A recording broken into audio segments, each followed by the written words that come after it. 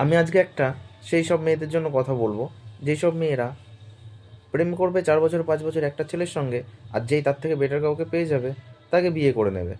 আর বাড়ির লোকের দোষ দেবে, বলবে যে আমার বাড়ি থেকে তো বিয়ে দিয়ে দিল, কি আর করব, সেই জন্য বিয়েটা করে নিয়েছি। আসলে আমি একটা কথা বলি, বাড়ি থেকে জোর করে কি করে বিয়ে দেয়? সেদিন যারা মানে বিয়েই বসে যায় বাড়ির লোকের কথায়, মেনেই নিচ্ছি, সে সাজে না, অত অত মেকআপ মুখে দেয়, সে গহনা পরে, আচ্ছা গহনা কিনতে যায়, মার্কেটিং করে না, সে গহনা কিনতে যায় না, তারপর তারপর লেহেঙ্গা কেনে না, যে সুন্দর লেহেঙ্গা সে দেখে বাছাই করে কিনে নিয়ে আসে, কেনে না। আরে বাড়ির থেকে পছন্দ করে দিয়ে দিচ্ছে, মেনে নিচ্ছি, কিন্তু সে কি করছে? সে রেডি হচ্ছে কেন? মণ্ডপে গিয়ে বসছে কেন? 7 পাক ঘুরছে কেন?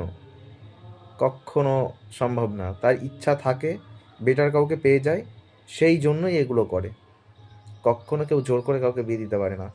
আমি একটা বিষের কৌটো কাউকে দিয়ে দেবো, বলবে বিষটা তুই খা, খেতেই হবে তোকে। সে নিজের ইচ্ছায় খাবে? নিজের ইচ্ছায় কখনো খায় না। ঠিক সেরকম বিয়েটাও আমি করবো না, তাই না? কিন্তু সেখানে সব কিছুই করে নিচ্ছে, দোষ দিয়ে দিচ্ছে বাড়ির লোকে। আসল কথা লোভ।